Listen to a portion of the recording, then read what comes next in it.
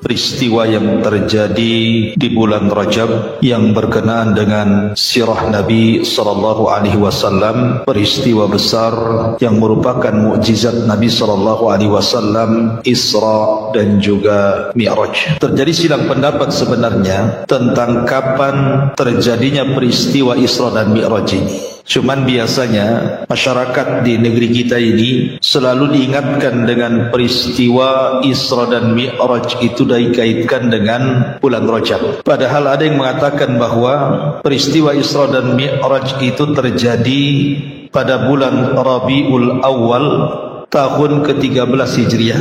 Tahun ke-13, afwan, bukan Hijriah, setelah diangkatnya menjadi Nabi, artinya sebelum hijrah Nabi sallallahu alaihi wasallam. Ada juga yang mengatakan terjadi di bulan Muharram pada tahun sama ke-13 sebelum hijrah Nabi sallallahu alaihi wasallam. Ada juga yang mengatakan di bulan Ramadan pada tahun 12 setelah diangkatnya menjadi Nabi, artinya 1 tahun sebelum hijrah. Tapi ada juga yang mengatakan bulan Rajab, tetapi bukan tanggal 28, tetapi tanggal, ada yang mengatakan tanggal 27 di bulan Rajab tahun ke-10 dari kenabian, artinya 3 tahun sebelum hijrah.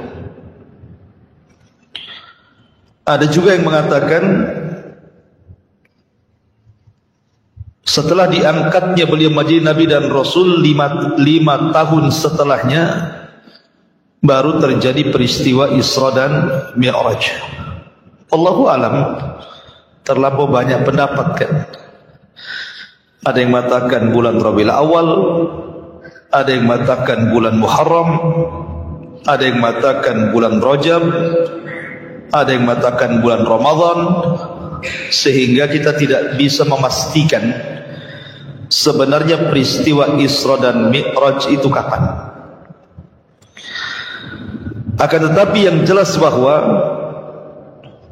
peristiwa Isra Mi'raj ini harus memiliki ketulusan iman. Sebab kalau tidak memiliki ketulusan iman, susah untuk dipercaya. Bagaimana mungkin waktu yang sangat singkat, sesingkat-singkatnya, bisa melakukan perjalanan maha dahsyat dari Masjidil Haram ke Masjidil Aqsa, naik lagi ke Sidratil Muntaha. Siapa yang akan sanggup melakukannya kalau bukan karena kuasa Allah? Makanya ketika peristiwa berlaku ini saja di zaman para sahabat sendiri hampir terjadi keraguan. Dan hanya Abu Bakar Siddiq radhiyallahu anhu yang paling mantap dan mengatakan, kalau seandainya ada peristiwa yang lebih mustahil daripada Isra dan Mi'raj, aku yang pertama kali membenarkannya. Itu di zaman dulu tuh. Makanya karena peristiwa ini satu di antara sekian mukjizat Rasul yang sangat besar, sehingga ketulusan iman itu harus ada. Bahwa kita harus yakin dan percaya bahwa Nabi itu diberikan mukjizat oleh Allah dalam 2 perjalanan, 1 Isra dan yang kedua Mi'raj. Ma'asyiral muslimin yang dimuliakan Allah Subhanahu wa taala. Baik, kita akan sedikit kisahkan tentang peristiwa Isra Mi'raj ini agak detail sedikit, dan kita ambil hikmah dan pelajaran daripada Isra dan Mi'raj ini. Ma'asyiral muslimin yang dimuliakan Allah Subhanahu wa taala, setelah Nabi sallallahu alaihi wasallam mengalami kesulitan dakwah, meninggal Abu Thalib. Setelah itu disusul meninggal dengan Khadijah. 2 orang ini adalah manusia yang paling berjasa dalam pengembangan Islam di permulaan dakwah Nabi. Walaupun Abu Thalib sendiri mati kafir. Tapi bagi Nabi SAW dua manusia ini sangat berharga. Kalau bukan karena Allah Subhanahu wa Ta'ala, kemudian dua manusia ini, Abu Talib dan Khadijah, tentu dakwah Nabi SAW akan semakin sulit lagi. Sudah sulit, semakin sulit lagi. Sehingga ketika meninggal keduanya, Nabi SAW akhirnya sampai bertujuan untuk mencari areal dakwah baru. Karena tantangan di Mekah sudah tidak bisa lagi untuk dilanjutkan berdakwah. Maka Nabi SAW memilih Taif. Sampai di Taif pula kemudian orang-orang Taif kurang lebih dengan orang Mekah, bahkan lebih parah. Karena 10 hari Nabi SAW door to door dakwah di Taif itu, tidak ada satupun orang Taif yang menerima Nabi. Bahkan sepakat dan kompak, mulai dari anak-anak, orang dewasa, orang tua, laki-laki, laki dan perempuan, semua mengusir Nabi dengan cara melempari Rasul dengan batu. Ini kan luar biasa ya kawan. Itu bisa bayangkan, orang ketika berdakwah diusir satu kampung, dilempari batu. Kalau posisi saya langsung resign untuk jadi dai itu. Gitu. Berat sekali gitu ya. Masuk ke kampung dilempari sama satu kampung, mau yang anak-anak kecil pun ikut-ikut pula kan. Kita bisa bayangkan susahnya Rasul berdakwah kala itu. Setelah pulang dari Taif, Nabi tidak bisa masuk Mekah. Karena kalau dia sampai masuk Mekah, dia pasti dibunuh. Sehingga Rasul hanya bisa tinggal di perbatasan, di kebun kurma milik Mughirah itu. Baru setelah itu dia mengutus budaknya Zaid ibn Harithah untuk mencari orang yang bisa melindungi dia. Maka Zaid berusaha mencari-cari, tapi semua menolak. Akhirnya Allah Subhanahu wa Ta'ala takdirkan adalah yang mau melindungi Nabi, sehingga Nabi SAW bisa masuk kembali ke Mekah. Dari sini Nabi SAW merubah dakwahnya kembali dari terang-terangan kembali ke Syria, ke door to door lagi. Sudah tidak terang-terangan lagi karena musuhnya terlampau kuat gitu ya. Nah dari sini Nabi SAW mulai berdakwah sembunyi-sembunyi lagi. Mulailah dia datang ke pembesar-pembesar beberapa kabilah, kebanyakan menolak. Ada juga yang menerima tapi dengan syarat dunia. Baru setelah kemudian ada orang-orang dari Madinah yang haji ke Mekah. Kemudian Nabi SAW mencoba mengajak dakwah kepada orang-orang Madinah. Di sini terbuka Islam. Baru kemudian orang-orang yang datang dari kota Madinah itu baru mau menerima Islam. Justru orang-orang Mekahnya sendiri di awal dakwah menolak, kecuali sebagian kecil yang menerima dakwah Nabi. Lah di saat Nabi SAW betul-betul ditolak dakwahnya, bahkan orang-orang Quraisy itu sudah mulai mengancam dengan ancaman intimidasi yang luar biasa.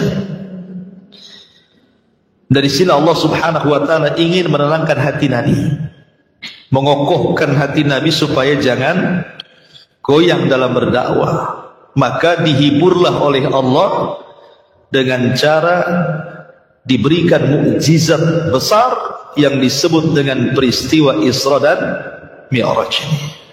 Itu kenapa kemudian awalnya Isra Mi'raj ini dihadiahkan Allah kepada Rasul. Baik. Ma'asyiral muslimin yang dimuliakan Allah Subhanahu wa Ta'ala, terkait dengan peristiwa Isra Mi'raj ini, ikhwan,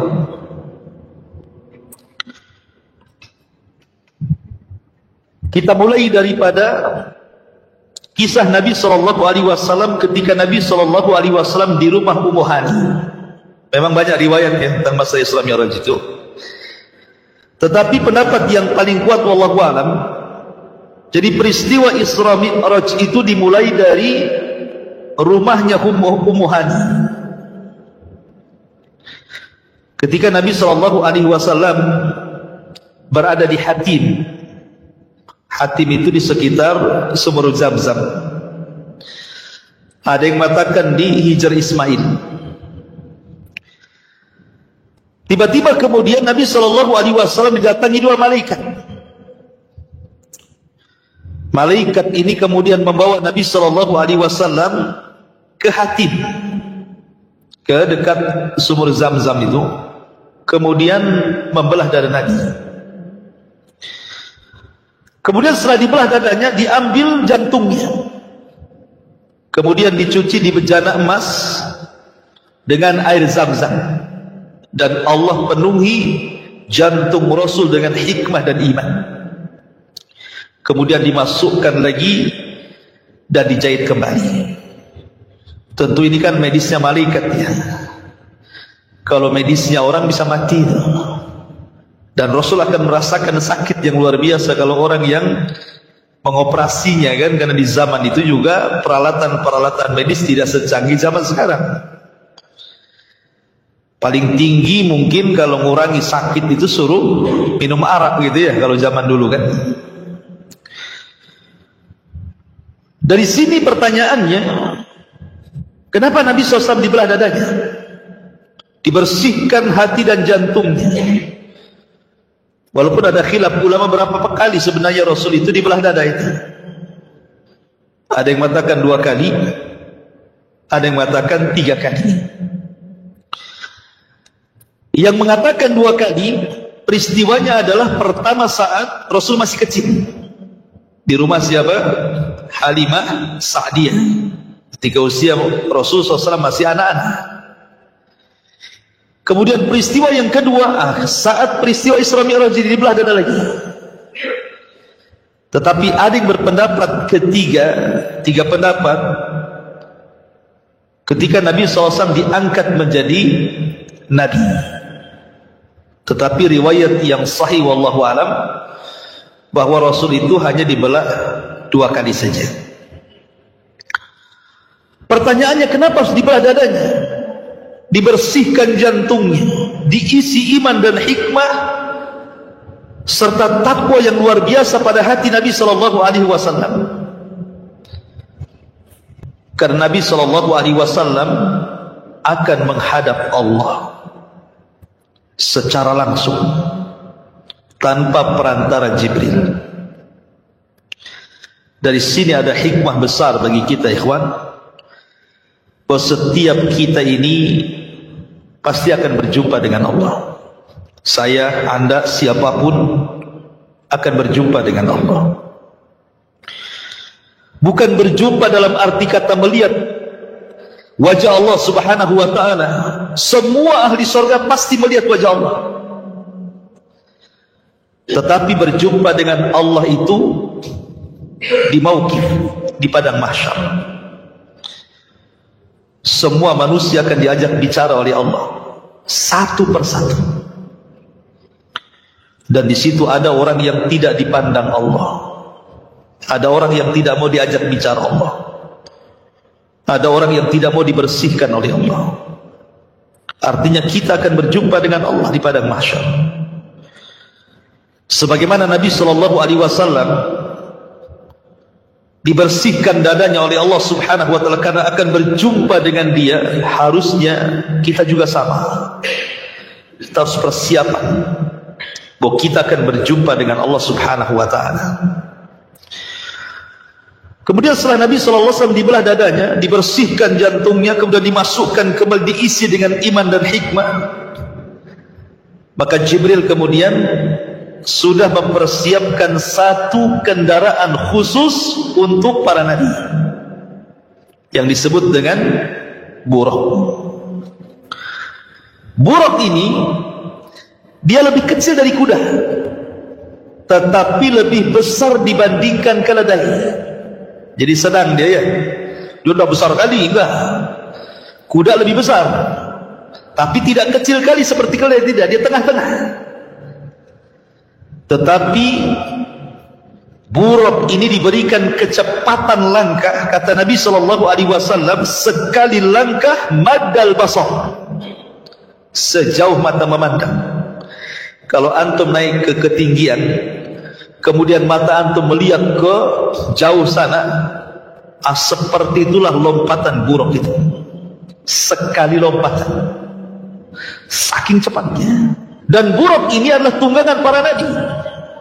Ada yang mengatakan ketika Ibrahim alaihi salatu wassalam hendak membangun Ka'bah bersama Ismail dari Palestina ke Mekah, maka kendaraan Ibrahim adalah buraq. Artinya buraq itu kendaraan para nabi. Waktu saya kecil dulu di Jawa Barat sana, kalau masuk ke rumah orang itu biasanya ada kuda bersayap, kemudian wajahnya wajah perempuan cantik lagi, ditulisi buraq di situ. Ya kan?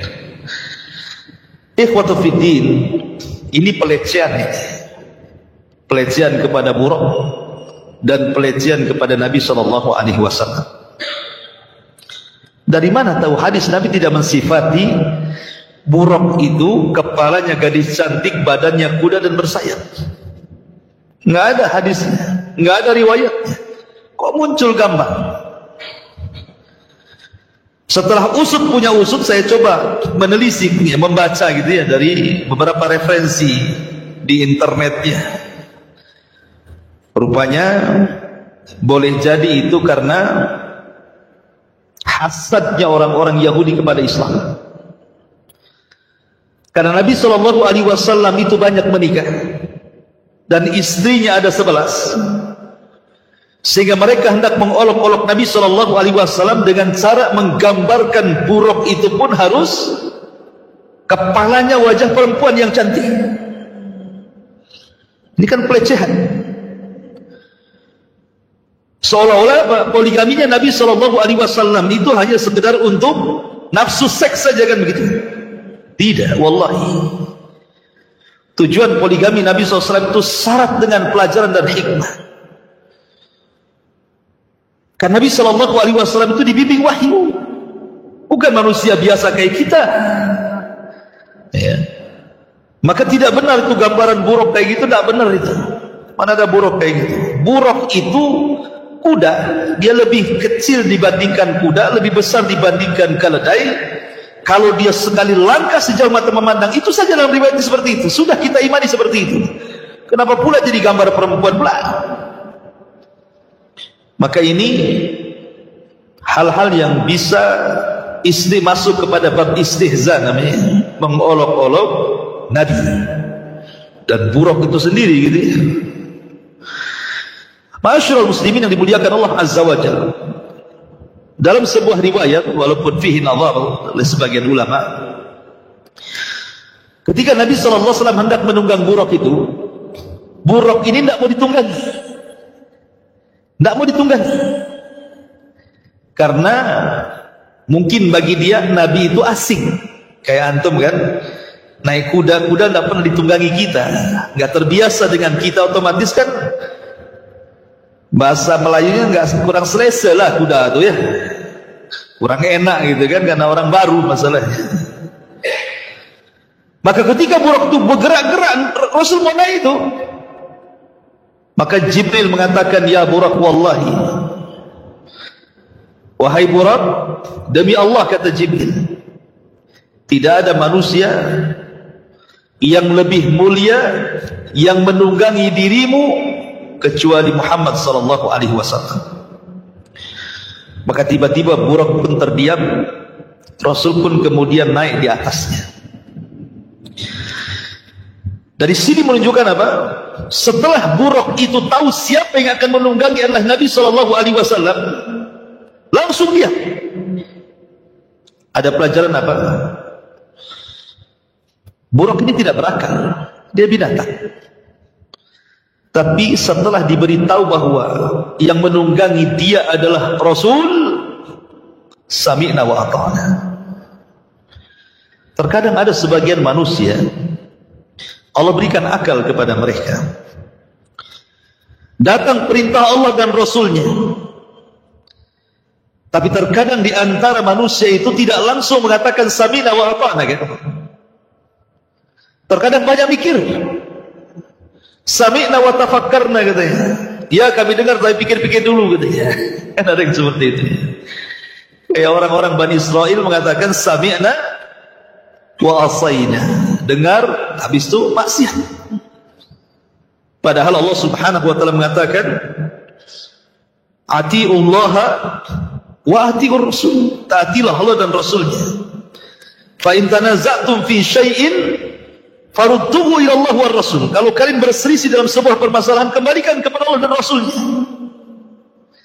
Jadi kalau seandainya buruk yang tidak berakal saja diberitahu yang akan menungganginya, Nabi langsung diam, sami'na wa ata'na.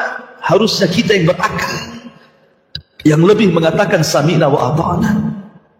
Dan itu kata kunci seorang beriman apabila Allah dan Rasulnya memerintahkan sebuah perkara.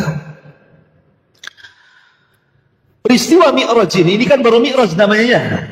Isra belum Mi'raj. Isra itu perjalanan malam dari Masjidil Haram ke Masjidil Aqsa. Perhatikan ayatnya. Allah mengatakan subhanalladzi asra bi'abdihi lailan minal Masjidil Haram ilal Masjidil Aqsa alladzi barakna fiha. Maha suci Allah yang telah memperjalankan hambanya. Subhanallah. Allah tidak mengatakan maha suci Allah yang memperjalankan nabinya. Allah tidak mengatakan maha suci Allah yang telah memperjalankan rasulnya. Tapi Allah katakan maha suci Allah yang telah memperjalankan hambanya dari Masjidil Haram ke Masjidil Aqsa. Apa faedahnya? Ya. Kenapa tidak kata Nabi atau Rasul saja ya? Kenapa pakai hamba? Di sini ada faedah besar yang bagus sekali, ikhwan. Nabi ini akan dinaikkan ke langit. Bahkan dinaikkan lebih tinggi dibandingkan langit. Bahkan akan melewati banyak peristiwa di langit. Bahkan akan sampai di ujung langit. Artinya Nabi akan naik ke atas. Kemudian Allah katakan kalimat abdin hamba, seolah-olah Allah Subhanahu wa taala ingin mengatakan bahwa setinggi apapun engkau wahai Muhammad, engkau tetaplah hamba. Setinggi apapun anda di dunia, tetaplah anda ini hamba. Jangan sombong. Ya. Kalau Nabi SAW saja titelnya langsung diletakkan. Allah tidak katakan asra bin nabi lailan. Subhanalladzi asra bir rasuli lailan. Tapi Allah mengatakan subhanalladzi asra bi 'abdihi lailan. Kalimat abdi di sini menunjukkan apa? Adanya kerendahan kita dengan Allah. Setinggi apapun anda, tetaplah anda itu hamba Allah. Lalu apa yang disombongkan? Tetap kita ini hamba. Karena banyak di masyarakat ini pada zaman sekarang kan, kadang-kadang baru anak tentara, anaknya tentara, enggak tentara juga dia, bapaknya yang tentara, anaknya enggak kan gitu. Ada sombongnya luar biasa ya. Kamu tahu siapa saya? Bapak saya loh. Wah, bapaknya pula yang disombongkan. Kan loh sih. Ataupun mungkin pejabat-pejabat tertentu gitu ya. Kadang-kadang lihat cara jalannya saja. Cara jalannya saja itu sudah nampak sombongnya, karena dia mentang-mentang pejabat masalahnya ya. La haula wala quwata illa. Kalau ruh anda sudah dicabut, diangkat ke langit, enggak ada anda ini harganya sama sekali. Manusia ini ya, dikeluarkan dari lubang keluar najis. Manusia ini dikeluarkan dari lubang keluar najis. Setelah keluar dan besar, di dalam tubuhnya ada najis. Setelah Allah wafatkan jadi bangkai 3 hari saja, sudah bau busuk dan orang tidak mau mendekatinya. Lalu apa yang disombongkan? Kan itu ya. Ma'asyiral muslimin yang dimuliakan Allah Subhanahu wa taala. Maka ada faedah besar di sini bahwa peletakan hamba menunjukkan bahwa kita adalah hamba Allah. Setinggi apapun Anda, tetaplah kita hamba Allah. Faedah yang kedua dari kalimat hamba, bahwa peristiwa Isra Mi'raj ini bukan peristiwa mimpi. Bukan Rasul mimpi gitu kan. Kemudian dalam mimpi jadi diperjalankan dari Masjidil Haram ke Masjidil Aqsa, kemudian ke Sidratul Muntaha, balik lagi. Kalau mimpi mah ngapain? Kalau mimpi bukan mukjizat lah kan, namanya orang mimpi. Tetapi Allah Subhanahu wa taala ingin mengatakan ini bukan mimpi. Bahwa perjalanan ini bukan perjalanan roh, tapi perjalanan ini ruh wal jasad, ruh dengan jasad. Makanya Allah katakan bi'abdihi, dengan hambanya. Kalimat hamba itu terrangkai antara ruh dan jasad. Jadi ini betul-betul ruh dengan jasad beliau dalam kondisi sadar, bukan dalam kondisi mimpi ya. Makanya Allah Subhanahu wa taala ingin menjelaskan bahwa peristiwa ini adalah peristiwa ruh dengan jasad. Allah katakan subhanalladzi asra bi'abdihi. Allah sebut hambanya supaya jelas bahwa ini mukjizat. Ruh dengan jasad, Rasul itu melakukan perjalanan itu. Kemudian kalimat lailan, kenapa malam hari? Kenapa tidak dipilih siang? Kenapa dipilih sore? Kenapa mesti malam? Ya. Dari sini menunjukkan bahwa malam itu jauh lebih mulia dibandingkan siang hari. Salat tahajud, salat sunnah yang paling baik di tengah malam, witir, tahajud, ya kan? Orang baca Quran paling baik tengah malam. Termasuk Isra dan Mi'raj juga dilakukan di tengah malam.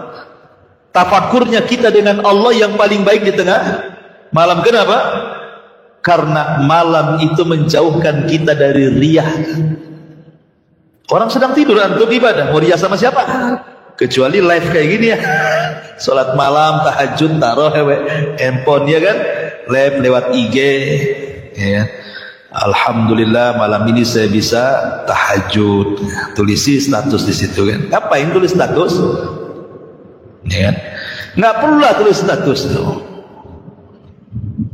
Cukuplah kita dengan Allah saja yang tahu. Makanya kenapa diperjalankan malam? Lah ketika Nabi SAW kemudian berjalan dari Masjidil Haram ke Masjidil Aqsa, ada yang mengatakan melewati tempat-tempat bersejarah. Ada yang mengatakan Rasul itu lewat ke Bukit Saina. Di situ tempat turunnya Taurat kepada Musa. Kemudian juga singgah di Bethlehem, Baitul Lahmin, tempat lahirnya Isa, besarnya Isa, dan diutusnya Isa menjadi Nabi dan Rasul. Dan ke tempat-tempat bersejarah lainnya. Baru kemudian Nabi SAW sampai di Masjidil Aqsa. Pertanyaannya, kenapa harus ke Masjidil Aqsa? Kenapa tidak langsung dari Mekah saja kan? Dari Mekah langsung ke Sidratil Muntaha, balik lagi ke Mekah. Kenapa harus melakukan perjalanan sejauh itu dari Masjidil Haram ke Aqsa ini? Apa hikmahnya? Satu, supaya Nabi SAW bisa mendebat musuh-musuhnya. Kalau Nabi SAW dari Mekah langsung ke Sidratul Muntaha balik lagi, tidak bisa mendebat musuhnya. Maksudnya gimana? Ketika selesai perjalanan ini terjadi, ada orang-orang yang hendak mengolok-olok Nabi. Kalau engkau memang sampai di Masjidil Aqsa, katanya, berapa jumlah pintunya? Berapa jumlah jendelanya? Katanya. Kalau orang belum pernah ke sana kan tidak tahu kan? Saya ini tidak pernah ke Masjid Al-Fajri, ditanya berapa jumlah jendela, tapi bingung. Jendela dari apa? dari kayu kan, dari besi kan, dari stainless kan, itu nggak tahu kan berapa jumlah ini itunya. Tapi ketika Nabi diisrakan ke Masjidil Aqsa, kemudian setelah peristiwa itu ditanya tentang bagaimana bentuk Masjidil Aqsa bagi orang-orang yang pernah datang ke sana, kemudian bertanya kepada Rasul, jawabannya benar. Pintunya sekian, jendelanya sekian, sifatnya seperti ini. Nabi belum pernah ke sana. Menunjukkan apa? Kebenaran perjalanan itu kan. Makanya harus dilewatkan ke sana, supaya bisa membantah bahwa peristiwa ini benar adanya gitu, maksudnya ya, bukan bohong-bohongan. Yang kedua, bahwa Masjidil Aqsa itu kiblatnya para nabi. Kiblat seluruh para nabi itu Masjidil Aqsa. Dan Nabi SAW mengatakan, nahnu ma'asyirul anbiya lil'anlah abuna wahid wa ummuna syaddah. Kami para nabi ini satu turunan, bapak kami satu, ibunya yang banyak. Sehingga kemudian para nabi pernah berkumpul di Masjidil Aqsa. Maka nabi juga sama, bagian dari para nabi ikut serta di Masjidil Aqsa. Bahkan Rasul sholat di belakang arwah para nabi. Beliau menjadi imam, makmumnya arwah para nabi, untuk menunjukkan bahwa dia adalah Sayyidul Anbiya'i wal Mursalin, pemimpinnya para nabi, karena yang sholat di belakang para nabi. Kemudian juga supaya kita jangan pernah lupa dengan Masjidil Aqsa. Bagaimanapun Masjidil Aqsa itu adalah tempat suci ketiga setelah Masjidil Haram, Masjid Nabawi, Masjidil Aqsa. Karena masjid itu pernah disinggahi Rasul dalam peristiwa besar ini. Jangan pernah lupakan Aqsa. Kemudian juga faedahnya, karena Masjidil Aqsa itu adalah pintu masuknya Rasul ke langit. Jadi pintu langit itu sejajar dengan Masjidil Aqsa, karena langit itu ada pintunya. Makanya Allah mengatakan dalam surah An-Naba ayat 19, wa futihatis sama fakanat abwaba. Langit itu ada pintunya. Tidak sembarang orang naik ke langit, tidak bisa dari Mekah langsung ke langit, harus dari pintunya. Dan pintu langit itu sejajar dengan Masjidil Aqsa. Begitu keterangan para ulama. Artinya bahwa ketika Nabi SAW sudah sampai di Masjidil Aqsa, selesailah proses yang pertama yang disebut dengan perjalanan Isra. Isra itu artinya perjalanan malam yang ditempuh Rasul dari Masjidil Haram ke Masjidil Aqsa. Itu disebut Isra namanya. Nah, sekarang masuk kepada pembahasan Mi'raj. Apa itu Mi'raj? Bagaimana peristiwanya? Ma'asyiral muslimin yang dimuliakan Allah Azza wa Jalla, setelah Nabi SAW salat, di belakangnya para nabi. Kemudian Nabi SAW diangkat oleh Allah Subhanahu wa Ta'ala ke langit, bukan menggunakan buraq. Ingat, buraq itu kendaraan bumi. Dia cuma sampai ke Masjidil Aqsa, ditambatkan di Masjidil Aqsa yang katanya tempat tambatan buraq itu sekarang menjadi tembok ratapan bagi orang-orang Yahudi. Baru kemudian Rasul dengan kuasa Allah Subhanahu wa Ta'ala naikkan ke langit. Bagaimana caranya wallahu a'lam, itu kuasa Allah. Yang jelas Jibril menemani Nabi SAW sampai ke langit. Ketika sampai di langit pertama, maka Jibril itu Sayyidul Malaika, ingat ya, pemimpinnya malaikat. Semua malaikat tunduk kepada Jibril, karena dia pemimpinnya. Tetapi walaupun demikian, Jibril ketika masuk ke pintu langit tetap minta izin kepada security langit itu, dan minta izin. Subhanallah, malaikat itu beda dengan manusia. Wa yaf'aluna ma yu'marun, mereka hanya melakukan yang diperintahkan Allah. Sehingga tidak sembarang orang keluar masuk langit itu. Makanya penjaga langit mengatakan, "Man, siapa kamu?" Kata Jibril, "Saya Jibril." Dalam hadis begitu, "Saya Jibril." Subhanallah. Jibril ini pemimpin malaikat. Dia tidak mengatakan saya pimpinanmu. Kayak gitu kan? Saya pimpinanmu, tidak. Dia mengatakan saya Jibril. Ya, tawadhu'nya Jibril. Ini yang naik ini dua pemimpin. Satu pemimpin malaikat, satu pemimpin manusia dan jin. Rasul itu sayyidul awalina wal akhirin, sayyidul anbiya'i wal mursalin, pemimpinnya orang awal dan orang akhir dari kalangan manusia dan jin, pemimpinnya para nabi dan rasul, berjalan dengan pemimpin para malaikat. Ini dua pemimpin nih yang naik nih, bukan sembarang. Tapi security langit ini tetap tanya, siapa tuh? Jibril. Siapa yang bersama Jibril? Muhammad. Ya. Apakah Allah sudah perintahkan Muhammad boleh naik katanya? Awaqad uhiya ilaih? Apa dia sudah diperintahkan boleh naik? Subhanallah, detailnya seperti itu. Padahal Jibril kan pemimpin para malaikat, masa nggak yakin dengan Jibril? Kenapa harus ditanya detail kayak gitu kan? Apakah sudah diperintahkan orang ini naik ke langit katanya kan?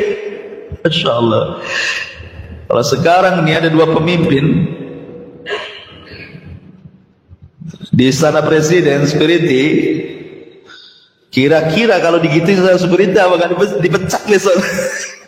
Dipecat lah gitu. Nggak sopan nggak kan itu ya? Ya. Ma'asyiral muslimin yang dimuliakan Allah Subhanahu wa taala. Naiklah Jibril ke langit pertama. Dari sini ada faedah besar ikhwan.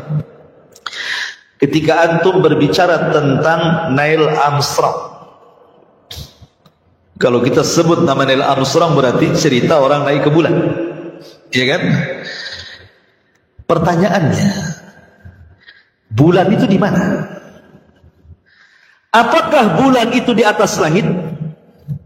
Ataukah bulan itu di bawah langit? Kalau bulan itu di atas langit, Jibril saja mau naik ke langit, ada pintunya, ada security malaikatnya. Tidak sembarang orang naik ke langit. Pertanyaannya, apakah Neil Armstrong ketika ke bulan sama dengan Jibril? Paham kan? Siapa kamu? Neil Armstrong. Oh kemana? Ke bulan. Seandainya kalau saya gitu. Apa seperti itu nanti ya kan? Karena Jibril saja mau naik ke lagi susah nih. Padahal dia pemimpin malaikat kan itu. Ditanya dulu. Ya. Siapa kamu? Jibril. Siapa bersamamu? Muhammad. Apa dia boleh sudah diperintah boleh naik? Boleh katanya. Seandainya bulan itu di atas langit, tentu Neil Armstrong juga akan ditanya seperti itu kan? Siapa kamu? Neil Armstrong. Mau kemana kamu? Ke bulan. Sudah diperintahkan naik kan? Gitu ya. Pertanyaannya kan harus sama kan? Berarti mungkin nggak Neil Armstrong dibukakan pintu langit itu? Nggak mungkin. Masa Neil Armstrong dibukakan pintu langit dia kafir? Gitu kan? Berarti kalau posisi bulan di atas langit, nggak ada orang cerita naik ke bulan. Tapi kalau seandainya posisi bulan itu di bawah langit, karena ingat langit itu bangunan loh ya, bukan awan asap itu, bukan bangunan dia. Jadi kalau umpamanya tembus ke langit, tabraklah kan gitu orang. Kalau kapal ini mau ke langit, tabraklah bangunan. Langit itu bangunan. Kayak kita cor-coran kayak gini kan bangunan nih. Makanya ada pintunya. Nggak sembarang orang naik ke langit itu. Tapi kalau seandainya posisi bulan itu di bawah langit, seandainya posisi bulan di bawah langit, mungkin Neil Armstrong bisa sampai ke bulan. Jadi pertanyaannya itu, apakah bulan di atas langit atau bulan di bawah langit, gitu saja ya. Kalau bulan di atas langit, mustahil Neil Armstrong naik ke langit, sebab dia harus masuk ke security malaikat dulu. Tapi kalau di bawah langit, boleh. Logikanya seperti itu, bisa dia naik ke bulan. Walaupun dalam hal ini sebagian ulama khilaf. Al-Imam Asy-Syinkiti dalam kitabnya Adwail Bayan menolak, nggak mungkin orang sampai ke bulan, nggak mungkin. Kemudian berdalil dengan surah Ar-Rahman, ya ma'syaral jinni wal insi in istata'tum an tanfudhu ila as-sama'i wal ard la tanfuduna illa bisultan, kan itu.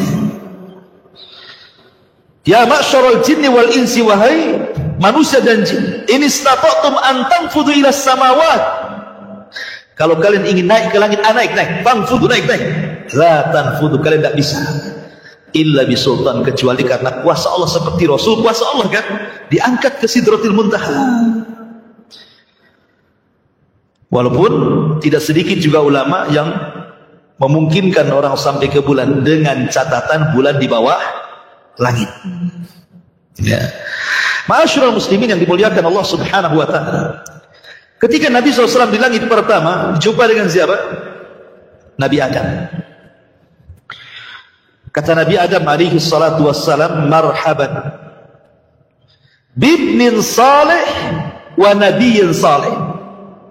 Selamat datang anakku yang baik dan nabiku yang baik. Subhanallah, seorang ayah tentu senang melihat anaknya yang baik kan itu. Ini pelajaran bagi kita. Kalau antum punya anak-anak dan anak-anak antum didik sehingga menjadi anak-anak yang saleh dan salehah, maka orang tua akan bahagia. Pasti bahagia. Tapi kalau seandainya kita punya anak nakal luar biasa, rumsek kayaknya. Banyak orang-orang tua sampai ngutuk anaknya, nah kalau kau tahu kayak gini bagus tidak kulahirkan kau, katanya. Ada yang orang tua kayak gitu. Kau udah tahu kau kayak gini, ngapain kulahirkan kamu, katanya. Tapi kalau anak itu baik, lihat Nabi Adam, melihat Nabi SAW, dia yurahim, memberikan selamat, marhaban bibnin salih wa nabiyyin salih. Duhai anakku yang saleh dan nabiku yang saleh. Kemudian Rasul menatap Nabi Adam. Kadang-kadang Adam menoleh ke kanan seperti ini, tersenyum. Kemudian menoleh ke kiri seperti ini, menangis. Pemandangan ini oleh Nabi SAW ditanyakan kepada Jibril. Kenapa Nabi Adam itu kalau dia nengok ke kanan dia tertawa, kalau nengok ke kiri dia menangis? Ada apa dengan dia, katanya. Maka malaikat Jibril mengatakan, sesungguhnya ketika dia menengok ke kanan, dia sedang melihat arwah keturunannya yang masuk surga. Dia pun senang. Apabila dia melirik ke kiri, dia melihat arwah-arwah dari keturunan yang masuk neraka. Dia pun menangis. Karena kita tahu bahwa arwah itu lebih dulu diciptakan dibandingkan jasad. Kecuali Adam. Kalau Adam jasad dulu baru ruh. Tapi anak turunannya ruh dulu baru jasad. Karena ketika Adam diciptakan oleh Allah Subhanahu wa taala, diusap pundaknya oleh Allah. Diusap sebelah sininya, keluar semua ruh itu dari punggungnya Adam. Ruh anak turunannya. Sejak zaman Adam diciptakan sampai yang terakhir mati, keluar semua tuh ruhnya. Kemudian diletakkan di alam arwah, dibuatlah perjanjian dengan Allah Subhanahu wa taala, alastu bi rabbikum, bukankah aku Rabb kalian? Maka semua orang mengatakan qalu bala, ya engkau Rabb kami. Antum tidak ingat saja, antum pernah di alam itu. Ya. Jadi pertanyaan selanjutnya, kenapa Nabi SAW diperjumpakan dengan Adam? Adam itu Abul Bashar, bapak manusia. Malaikat sujud kepadanya. Hikmahnya, kata ulama, supaya Nabi SAW tahu sebagaimana Adam pernah diusir dari sorga, kemudian hijrah ke bumi, maka itu pun akan dialami oleh Nabi SAW. Dia diusir dari Mekah dan hijrah ke kota Madinah. Itu hikmahnya. Kenapa dia berjumpa dengan Nabi Adam? Sehingga ada ketenangan bagi Nabi, kan? Bahwa akan berlaku hijrah di sini. Sebagaimana Adam hijrah, bahkan para nabi sebelumnya sudah terjadi hijrah. Nabi Ibrahim hijrah dari Irak ke Palestina. Lut juga hijrah. Nabi Musa dari Mesir ke Palestina juga hijrah. Hampir semua para nabi mengalami hijrah. Tetapi akhtarul hijrah, sebahaya-bahaya hijrah adalah hijrah Nabi SAW. Kemudian yang kedua, naiklah Rasul ke langit kedua. Sama juga jarak langit pertama ke kedua itu bukan jarak yang tempuh yang mudah, tidak. Jauh jaraknya, 500 tahun perjalanan. Dari langit pertama ke kedua itu 500 tahun perjalanan. Dalam riwayat Abdullah bin Mas'ud itu. Jadi tinggi sekali langit pertama ke kedua. Sama dengan tingginya bumi dengan langit yang kita lihat. Kemudian setelah mengucapkan salam, meminta dibukakan pintu, naik ke langit kedua, berjumpa dengan siapa? Berjumpa dengan Isa dan juga saudaranya Yahya ibn Zakaria. Kemudian keduanya memberikan ucapan selamat, marhaban bi akhin saleh wa nabiyyin saleh. Selamat datang saudaraku yang saleh. Di sini tidak mengatakan anakku yang saleh, saudaraku yang saleh dan nabiku yang saleh.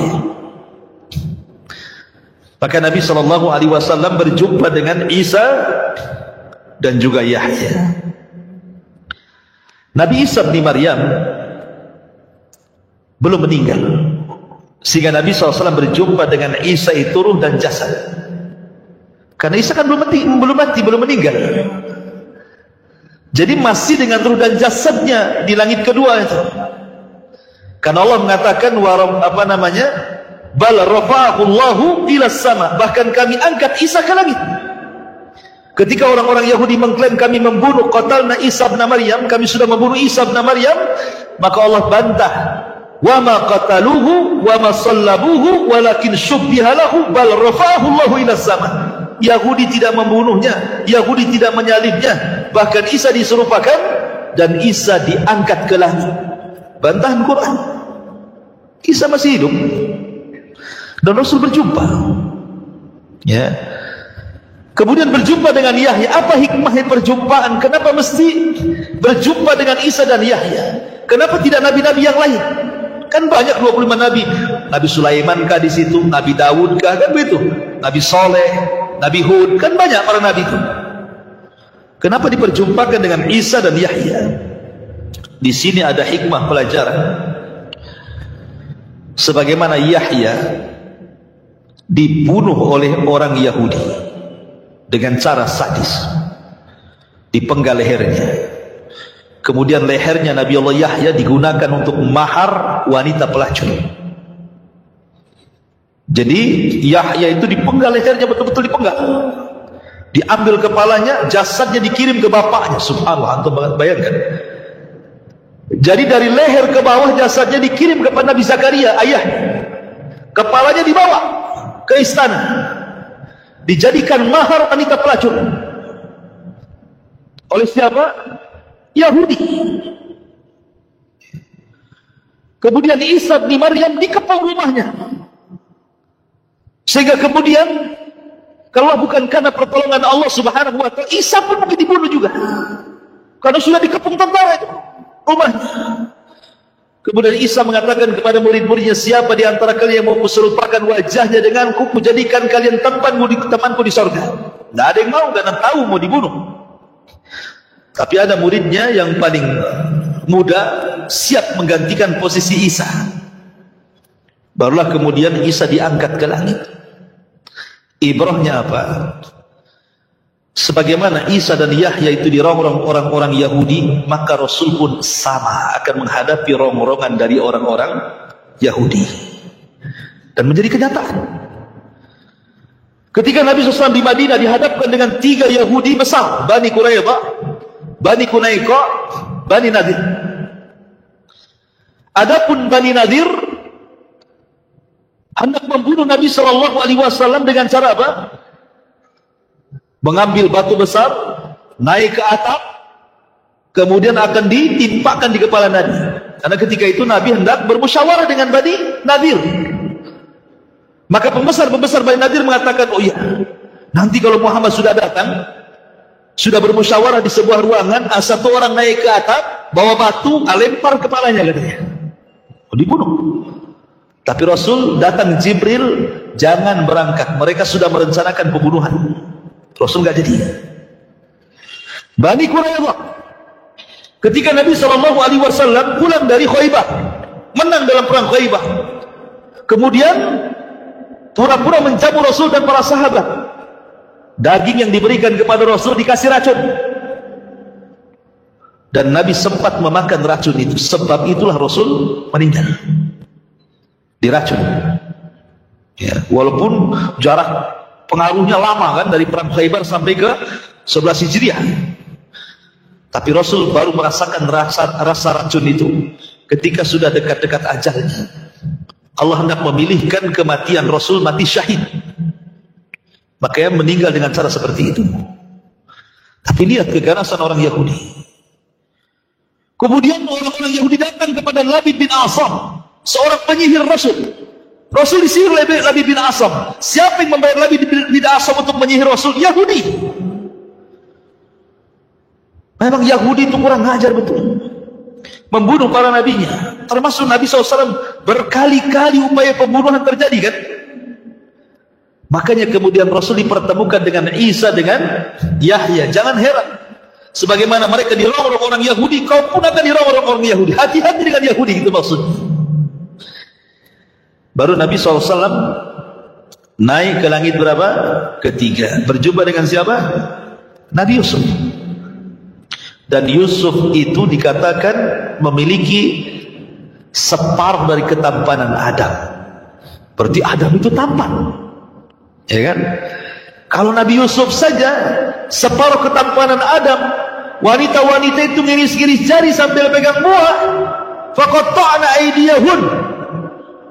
Mereka sampai mengiris-iris begini, nggak terasa darahnya nyucur gitu ya. Nengokin Yusuf belang gitu kan, saking gantengnya. Berarti Adam tuh ganteng sekali. Kenapa kemudian Darwin bilang kita pula keturunan kera pula gitu ya? Adam mana ada gantengnya kera itu? Tengok kera itu, gantengnya dibedakin pun tidak ada ganteng-gantengnya kera itu.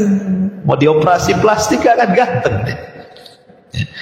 Ma'asyiral muslimin yang dimuliakan Allah Azza wa Jalla. Jadi Adam itu ganteng sekali. Makanya Yusuf diberikan separuh ketampanan Adam. Lalu apa hikmahnya? Kenapa Rasul diperjumpakan dengan Nabi Yusuf? Hikmahnya, Nabi Yusuf ini ketika usia 10 tahun dicelakakan oleh siapa? Saudara-saudaranya kan? Saudara-saudaranya datang kepada ayahnya, kami kan jarang main dengan Yusuf ya, tolonglah sekali-kali mainlah dengan kita, izinkan. Masa di rumah terus gitu kan? Kata ayahnya, enggak, saya takut Yusuf dimakan serigala. Loh, kami ini orang-orang kuat, masa kami nggak bisa kalahkan serigala, katanya. Akhirnya terus minta-minta, dilepas juga Yusuf. Apa yang terjadi? Terjadilah makar saudara-saudara Nabi Yusuf. Mereka pun berbuat jahat, akhirnya memasukkan Yusuf ke sumur. Padahal mereka itu 3 perencanaannya: dibunuh, dilempar ke tengah-tengah hutan, atau dimasukkan ke sumur. Lihat jahatnya mereka itu maksudnya. Lah sebagaimana Nabi Yusuf dirongrong oleh keluarganya, maka engkau pun wahai Muhammad, dakwahmu akan dirongrong keluargamu. Siapa yang merongrong pertama dakwah Rasul? Abu Lahab. Abu Lahab yang pertama merongrong dakwah Nabi. Belum ada orang musuh Nabi, Abu Lahab pertama musuh Nabi. Makanya Allah kutuk sampai kiamat, tabbat yada abi lahab wa tab ma agna anhu maluhu wa ma kasab sayasla naran dzata lahab wa imra'atu hammalatal hatab fi jidha hablum min masad. Bayangkan surah Tabbat sini tidak diselipkan di surah Al-Baqarah, tidak pula diselipkan di surah Al-Imran, tidak juga diselipkan di surah Al-An'am. Kenapa? Kalau seandainya Tabbat siada diselipkan di tengah-tengah Al-Baqarah, nggak ada orang baca. Sikit yang baca kan? Baca Al-Baqarah mana imam? Imam baca paling 5 ayat awal aja Al-Baqarah, habis itu nah mungkin satu surat Al-Baqarah kecuali Ramadan kan itu ya. Itu pun yang banyak hafal aja yang hafid. Tapi Allah sendirikan Tabbat tidak diletakkan di tengah-tengah surat panjang, disendirikan jadi surat pendek, sehingga mudah dihafal dan semua orang mudah baca, dan imam rata-rata membacanya. Bayangkan, supaya peristiwa ini jangan dilupakan, hampir setiap hari kutukan kepada Abu Lahab dibaca kaum muslimin dari ujung timur, barat, utara, dan selatan. Kenapa? Karena dia orang yang pertama memusuhi Nabi. Dikutuk sampai kiamat. Ayatnya akan dibaca terus sampai kiamat. Ya kan? Makanya hikmahnya Rasul berjumpa dengan Nabi Yusuf. Baru kemudian Nabi SAW naik lagi berjumpa dengan siapa? Nabi Idris di langit keempat. Dan Idris ini Nabi yang Allah Subhanahu wa ta'ala anugerahkan mendapatkan pahala sebanyak jumlah orang yang didakwahi. Dia orang yang pertama kali menulis, menjahit, menjinakkan kuda sehingga bisa untuk jihad. Ya. Lah Idris ini diangkat oleh Allah Subhanahu wa ta'ala ke langit keempat. Dan ini Allah Subhanahu wa ta'ala katakan wa rafa'nahu makanan aliyya. Kami angkat Idris ke tempat yang paling tinggi, maksudnya ke langit keempat. Ada yang mengatakan riwayat Israiliyat, ketika Idris tahu bahwa pahala dia setiap harinya akan digandakan oleh Allah sejumlah umat yang didakwahinya, sehingga dia tidak mau cepat mati. Kalau bisa panjanglah usianya. Jadi ada berdiskusi dengan Jibril, wahai Jibril, bisa enggak Allah panjangkan usia? Kata Jibril, itu wewenang hak malakul maut, tugasku bukan nyabut nyawa. Kalau engkau ingin dipanjangkan, diskusinya bukan dengan saya, dengan malakul maut, katanya kan. Kata Idris, kalau gitu di mana ya saya bisa berjumpa dengan dia, biar bisa tawar menawar kan soal usia. Kata Jibril, kalau kau mau aku angkat kau ke langit. Akhirnya Jibril mengangkat Idris ke langit. Ini kisah Israel, lihat ya. Kemudian sampailah di langit keempat. Rupanya malakul maut sudah nunggu di situ. Jibril kaget. Belum dipanggil, dia kan pemimpin malaikat, dia bisa manggil mana saja, namanya pemimpin kan itu. Belum dipanggil sudah ada di situ. Kata Jibril, saya belum memanggil dirimu, kenapa kau ada di sini? Kata malakul maut, aku pun heran. Barusan aku mendapatkan tugas dari Allah, disuruh mencabut manusia di langit keempat. Mana ada manusia di langit keempat, katanya. Kan gitu ya. Rupanya siapa? Idris, yang baru diangkat Jibril. Subhanallah. Idza jaa ajaluhu la yastakhiruna sa'atan wa la yastaqdimun. Kalau sudah datang ajalnya, tidak bisa maju, tidak bisa mundur. Pas waktunya kan itu. Satu sisi Idris ingin berdialog, minta ditambah usianya, sisi lain pula Allah menugaskan malakul maut mencabut nyawanya. Kontrasnya kan? Iya. Lagi ini kisah Israiliyah. Ya. Karena dari kisah ini ada yang mengatakan bahwa satu-satunya nabi yang meninggal di langit ya Idris. Ada yang mengatakan enggak, Idris yang meninggal di bumi, enggak di langit. Khilaf ulama masalah itu. Intinya bahwa kenapa Nabi berjumpa dengan Idris? Idris ini diangkat oleh Allah derajatnya. Makanya Allah mengatakan wa rafa'nahu makanan aliyya. Kami angkat Idris ke tempat yang paling tinggi. Maka engkau juga wahai Muhammad akan diangkat derajatnya. Wa rafa'na laka dzikra. Allah akan angkat penyebutan wahai Muhammad. Sebagaimana Idris diangkat derajatnya, kau pun akan diangkat. Namamu akan disanjung, namamu akan disebut-sebut, namamu akan dimuliakan, namamu tidak akan hilang dimakan zaman. Bahkan nama terbanyak di dunia adalah nama Ahmad dan Muhammad. Coba sebutkan nama yang paling baik dunia siapa? Ahmad dengan Muhammad. Paling banyak satu dunia ini. Yang paling banyak disebut kalimat Muhammad. Dalam azan asyhadu anna Muhammad Rasulullah, dalam qomat asyhadu anna Muhammad Rasulullah, dalam tasyahud asyhadu an la ilaha illallah asyhadu anna Muhammad Rasulullah. Ketika sholawat dia disebut nama Muhammad itu disebut-sebut. Makanya banyak orang-orang kafir mu'allaf namanya Michael masuk Islam, Muhammad Michael. Apalagi ya, namanya akan disebut, dinaikkan oleh Allah Subhanahu wa ta'ala. Tapi tentu Idris hanya sampai di langit keempat, Rasul ke Sidratil Muntaha, lebih tinggi lagi daripada Idris. Maka diperjumpakan dengan Idris untuk menenangkan hati Rasul. Gak apa-apa kau sekarang diejek, diolok-olok, dihinakan, direndahkan, diintimidasi. Tenang, nanti kau akan diangkat seolah-olah seperti itu. Kemudian dari yang keempat, naik ke langit ke-5, berjumpa dengan siapa? Nabi Harun. Harun ini jadi nabi karena syafaat Nabi Musa. Dia bukan nabi, dia saudaranya Nabi Musa. Cuman Harun ini fasih lidahnya, Musa ini pelat lidahnya. Harun ini orator, Musa ini susah ngomong. Kata Musa, ya Rabb, jadikanlah saudaraku ini nabi. Aku tidak bisa dakwah sendirian kepada Fir'aun. Dia afsahu minni lisanan, lebih fasih lisannya dibandingkan aku, kata Musa. Dan Allah kabulkan Harun diangkat jadi nabi karena syafaat Nabi Musa. Jadilah dia nabi. Cuman bedanya, kalau Nabi Harun dicintai Bani Israel, kenapa? Dia dari kecil di tengah-tengah Bani Israel, kemudian hidup bersama Bani Israel, diangkat jadi nabi, tidak lepas Bani Israel. Ketika dibawa Nabi Musa bersama Bani Israel pun meninggal di Arduti, di tengah-tengah Bani Israel. Makanya Bani Israel senang dengan Harun. Tapi Musa kecil di rumah Fir'aun, kan gitu ya.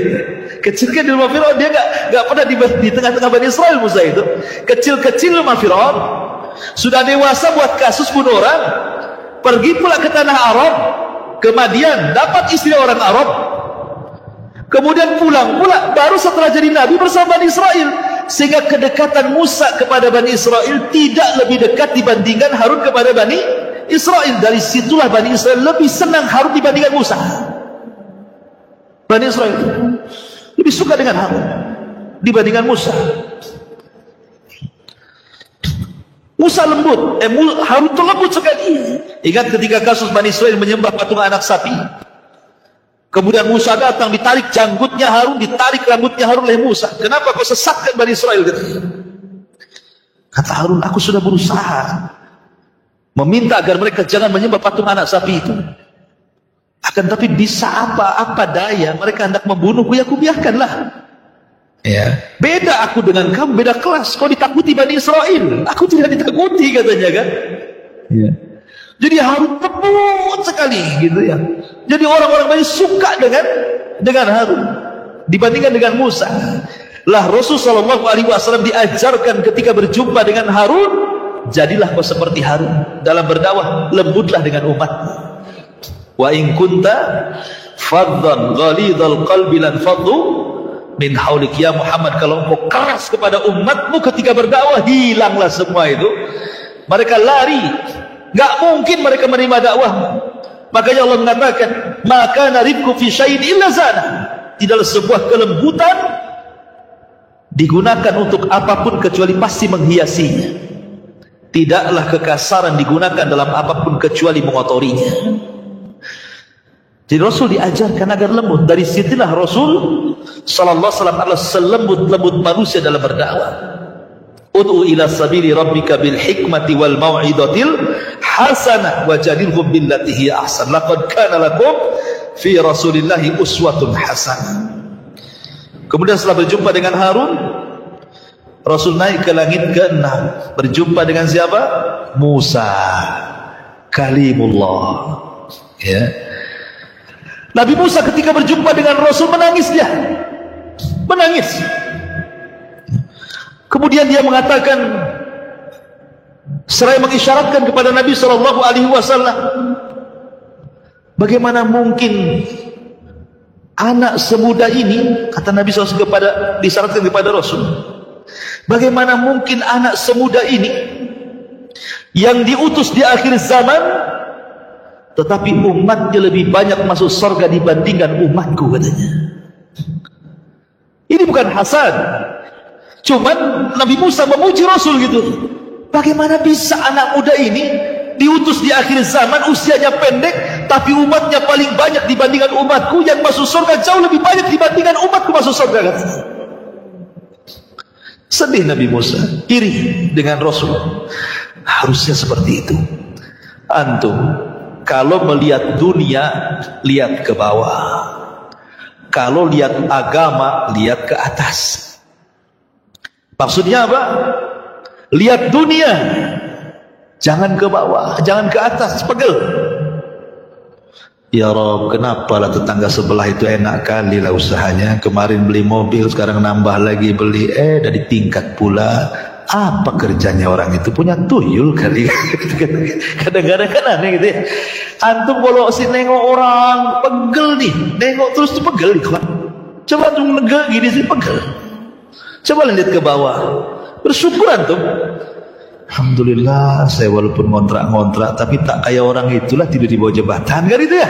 Bersyukur dia. Ada syukurnya gitu loh kalau lihat ke bawah. Itu kalau dunia. Kalau agama janganlah nengok ke bawah.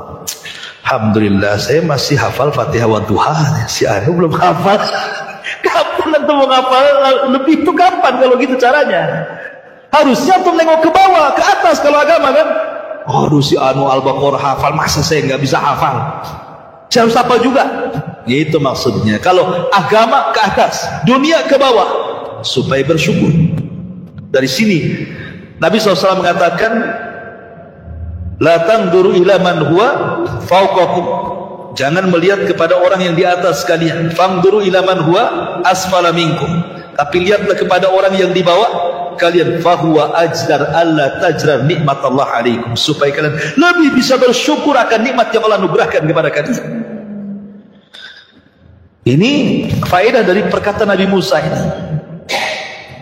Karena Nabi SAW ketika bicara tentang Ya'juj dan Ma'juj, kata Adam, Allah memanggil Adam, ya Adam, keluarkan dari umatmu, dari penduduk neraka, dari 1999. Yang 999 masukkan ke neraka, satu masukkan ke surga. Kagetlah Adam. Kok bisa? Iya, yang 999 itu Ya'juj dan Ma'juj. Dan satu dari kalian. Kemudian Nabi SAW meminta, ya Rabb, ya, bisakah kau masukkan umatku 1/4 ke dalam surga? Kata Allah, ya. Oh, senang Rasul. Sahabat itu mendengar luar biasa. Kemudian Rasul minta lagi, bisakah syatru ummati, separuh umatku masuk surga? Bisa. Dari situlah maka umat Muhammad itu separuh dari umat Muhammad masuk surga. Dan riwayat 2/3. Ya. Makanya Musa mengatakan, kok bisa anak muda ini udah lahir paling belakang, diutus paling belakang, kok umatnya paling banyak masuk surga dibandingkan diriku, kan begitu ya. Tapi apa faedahnya coba? Kenapa Nabi SAW harus diperjumpakan dengan Nabi Musa? Musa itu Nabi yang paling sayang dengan kita. Makanya kalau antum bacakan, paling banyak kisah Musa dicantumkan dalam Quran. Termasuk umatnya Bani Israel lebih banyak diceritakan dalam Al-Quran.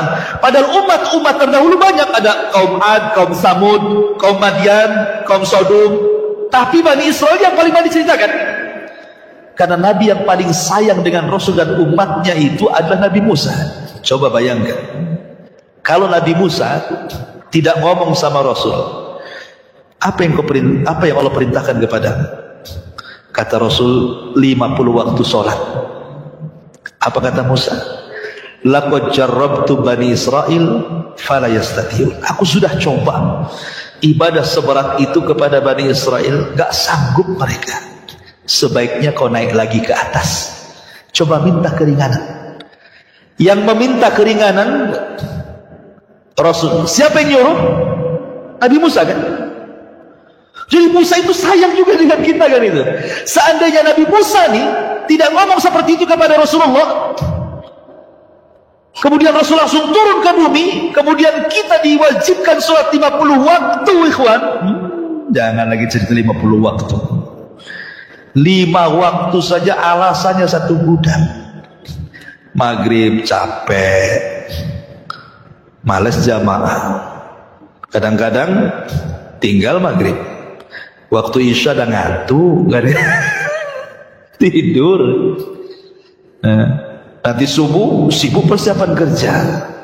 Apalagi coba alasannya kan? Apa aja alasan orang sholat itu? Ya kan? Ini baru 5 waktu loh ya. Cemana 50 waktu? Nak berapa banyak lagi alasan antum? Alasannya bukan segudang lagi, itu bergudang-gudang alasannya kan itu. 5 waktu macam-macam alasannya. Coba sayangnya Nabi Musa loh ya. Umatmu nggak sanggup, minta lagi keringanan. Masya Allah. Syukur antum sama Nabi Musa kan itu ya. Karena dia nyuruh Rasul untuk minta keringanan. Akhirnya Nabi SAW kemudian minta keringanan 5 dari 50, 45, 40, 35, 30, 25, 20, 15, 10 sampai terakhir 5 kan gitu ya. Coba bayangkan. Semua ini upaya Nabi Musa. Karena Rasul itu Nabi yang paling pemalu. Rasul itu pemalu sekali. Dia kalau diperintah itu tidak mungkin tidak dilaksanakan. Dan tidak mau tawar-tawar. Itu malunya Rasulullah itu. Rasul manusia yang paling malu, akhlaknya luar biasa. Sehingga apapun diperintahkan Allah, laksanakan, itu modelnya kan. Tapi Musa merayu, jangan. Aku pernah loh melakukan ini kepada Bani Israel. Bani Israel badannya kuat-kuat, umatmu lemah-lemah. Bani Israel gede-gede, umatmu kecil-kecil. Aku sudah coba yang seperti itu jangan kuat, apalagi umatmu katanya kan. Nah, akhirnya Rasul ikut sarannya Nabi Musa, naik lagi ke langit, minta lagi keringanan, kan luar biasa ya. Lalu kenapa kemudian Nabi SAW berjumpa dengan Musa? Apa hikmahnya? Nabi Musa ini orang yang paling sabar ketika berdakwah di tengah-tengah Bani Israel. Macam-macam ujian. Makanya Rasul mengatakan, laqad udhiya akhu Musa katsira fasabara. Sungguh saudaraku Nabi Musa itu banyak kali lah ujiannya di tengah-tengah Bani Israel itu, tapi dia Nabi yang sabar luar biasa. Macam-macam fitnah Bani Israel itu, diturunkan mukjizat beriman, nanti kufur lagi, minta mukjizat diturunkan lagi, kufur lagi, diturunkan mukjizat, begitu saja Bani Israel itu. Sampai terakhir mereka memfitnah Nabi Musa gara-gara nggak mau mandi sama mereka. Jangan-jangan Musa ini mungkin bahasa kitanya ada kuratnya mungkin itu di badannya itu, masa mandi saja harus sendiri katanya. Atau jangan-jangan Musa itu nggak ada ototnya, jangan-jangan kayak perempuan tuh badannya katanya. Kok nggak mau mandi sama kita? Oh, zaman dulu kan mandi di rame-rame. Jangan kan zaman Nabi Musa, zaman kita kecil-kecil di kampung saja di sungai mandi bareng-bareng nyemplung kan itu ya. Nabi Musa itu pemalu. Sampai bayangkan kehormatannya dicela sama Bani Israel, nggak dihormati. Tapi Allah membantu nabinya ketika Nabi Musa mandi, bajunya ditaruh di batu, batunya jalan. Kok jalan sampai Nabi Musa telanjang itu, batunya jalan. Rupanya batu itu lewat kepada Bani Israel yang sedang mandi. Nabi Musa mengejar batu itu, dia telanjang. Terbelalaklah semua Bani Israel dengan keindahan tubuh Nabi Musa. Oh, rupanya apa yang dituduhkan tidak benar nih katanya. Dia orang yang paling indah, yang paling kekal. Sampai harus dibuktikan seperti itu.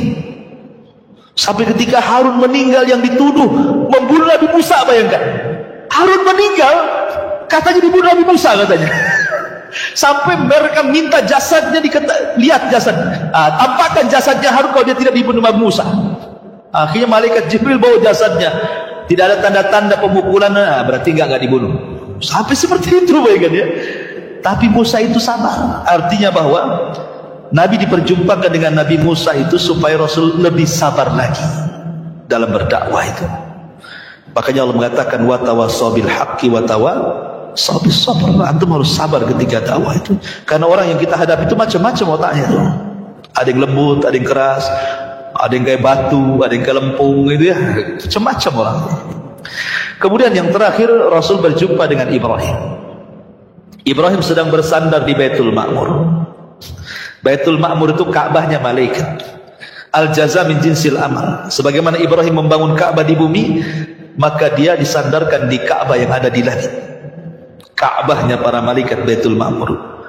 Kata ulama, Ka'bah malaikat dengan Ka'bah bumi itu sejajar. Kalau ini roboh, maka kena dengan Ka'bah di bawah.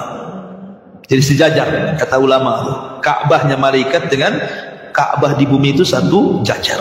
Oh, jatuh saja kena tuh Ka'bah di bumi. Ya. Makanya ada penelitian kan, Ka'bah ini kan banyak keanehan-keanehan ya kan, diteliti dunia.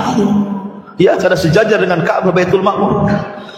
Baitul Ma'mur itu setiap hari 70.000 malaikat masuk sholat di situ. Kemudian keluar nggak pernah kembali. Nanti besoknya datang malaikat baru dengan jumlah yang sama 70.000, kemudian besoknya keluar tidak pernah kembali. Setiap hari seperti itu. Anda bisa bayangkan berapa jumlah malaikat? Banyak, ikhwan.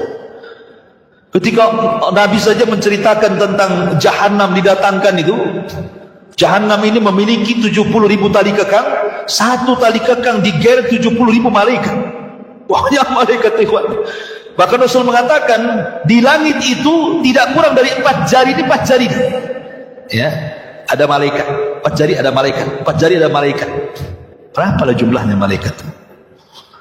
Makanya kalau seandainya manusia kufur satu dunia, tidak mengurangi kekuasaan Allah sedikit pun. Allah punya malaikat. Kalau seandainya manusia beriman satu dunia, tidak menambah kekuasaan Allah punya malaikat. Apalah manusia ini di hadapan Allah? Ya kan? Ma'asyiral muslimin yang dimuliakan Allah. Lalu kenapa berjumpa dengan Nabi? Ingat, Ibrahim itu wajahnya paling mirip dengan wajah Nabi. Wajah Ibrahim itu, Nabiullah Ibrahim paling mirip dengan wajah Nabi sallallahu alaihi wasallam. Dan Nabi Ibrahim ini salah satu ujiannya ada disuruh untuk menyembelih siapa? Putranya Ismail. Artinya berkorban keluarga. Dan Rasul pun akan mengalami korban keluarga. Qasim meninggal di waktu kecil, Abdullah meninggal di waktu kecil, kemudian Ibrahim meninggal di waktu kecil, Zainab meninggal walaupun sudah dewasa dan sudah menikah, tapi meninggal sebelum Rasul meninggal. Rasul menyaksikan meninggal anaknya. Ruqayyah, Rasul menyaksikan meninggal anaknya. Kemudian Ummu Kulthum, Rasul menyaksikan bagaimana Ummu Kulthum meninggal. Kecuali Fatimah. Fatimah itu meninggal sebelum atau setelah Rasul meninggal, baru 6 bulan setelahnya Fatimah meninggal. Kemudian faedah yang kedua, berjumpa dengan Ibrahim. Sebagaimana Ibrahim yang membangun Ka'bah, maka Nabi SAW pun akan senantiasa memuliakan Ka'bah dan juga umatnya sampai hari ini. Karena yang membangunnya adalah Abul Anbiya. Kemudian setelah itu Nabi SAW naik ke Sidratil Muntaha sendiri. Jibril tidak bisa mengantar Rasul sampai ke sana. Apa sih Sidratil Muntaha? Sedikit saya cerita secara ringkas ya, mohon sabar. Jadi Sidratil Muntaha dijelaskan sifat-sifatnya saja saya baca ya, biar cepat.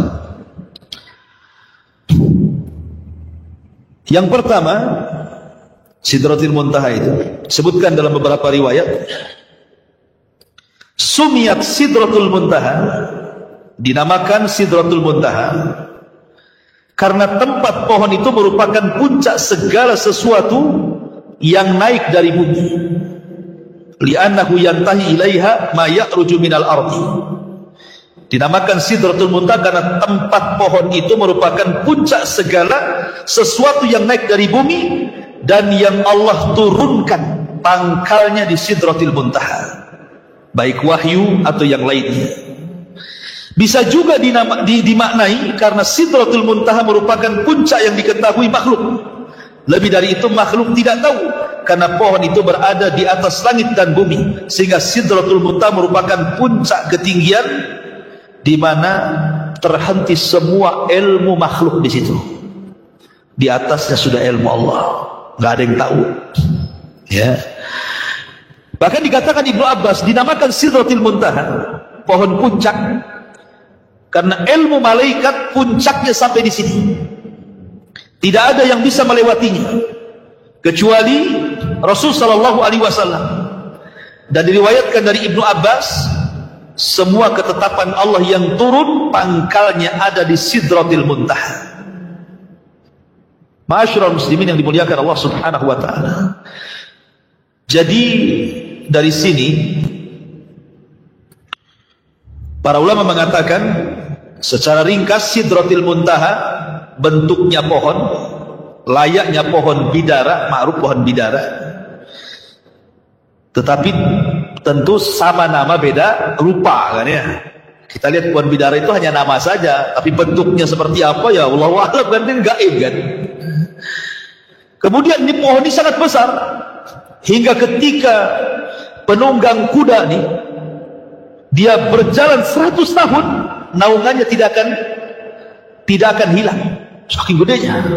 Coba Anda bisa bayangkan, antum berada di dalam pohon mangga, datang matahari, kan ada naungannya tuh, antum geser sedikit saja udah kena matahari kan. Kalau antum pacu dengan 100 tahun dengan kuda balap, jangan berhenti. Sampai di mana tuh? 100 tahun nggak berhenti itu. Seperti itulah naungan pohon Sidrah itu. Besar tuh, ya kan? Kemudian juga Sidratul Muntaha memiliki daun dan buah. Daun Sidratul Muntaha seperti telinga-telinga gajah, dan buahnya seperti kendi yang sangat besar. Terdapat laron-laron dari emas. Antum tahu laron ya, laron sawah itu kan.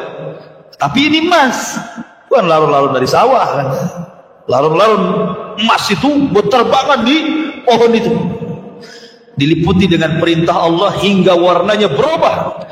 Dan pohon Sidratul Muntaha sangat indah hingga tidak ada manusia yang mampu menggambarkan keindahannya. Dan letaknya di dekat Sidratul Muntaha itulah surga Allah Subhanahu wa ta'ala. Lah Rasul sampai di situ, kemudian berdialog dengan Allah. Tapi Rasul tidak melihat wajah Allah. Allah itu punya tabir, dalam riwayat tabirnya cahaya, dalam riwayat tabirnya api. Di balik tabir itulah Allah berdialog dengan Rasul. Dari sinilah ada syariat yang disebut dengan salat 50 waktu tadi. Kemudian Nabi Musa berjumpa Nabi Musa, kata Nabi Musa, tawar lagi. Akhirnya dikurangi 5 jadi 45. Turun lagi kata Nabi Musa, naik lagi, dikurangi 5 jadi 30. 25, 20, 15, 10 sampai ke 5. Kata Nabi Musa, naik lagi. Umatmu tidak sanggup. Sudah 5 loh ya. Kata Nabi Musa, naik lagi. Minta keringanan, umatmu nggak sanggup. Masya Allah, seandainya Rasul naik, enak nggak tuh dong? Enak lah. Kita sholat kan gitu kan. Kan kurangnya 5 kan. Kalau tinggal 5 kata Nabi Musa, naik kurangi. Habislah. Bukan 22 kurangnya 5. Tapi Rasul mengatakan fastahyaitu rabbi, aku dah malu. Kata Rasul, enggak apa-apa 5 saja lah kan gitu. Aku dah malu, dah enggak apa-apa 5 saja. Rasul turun, baru diwajibkan sholat 5 waktu kepada Rasul dan kepada umatnya.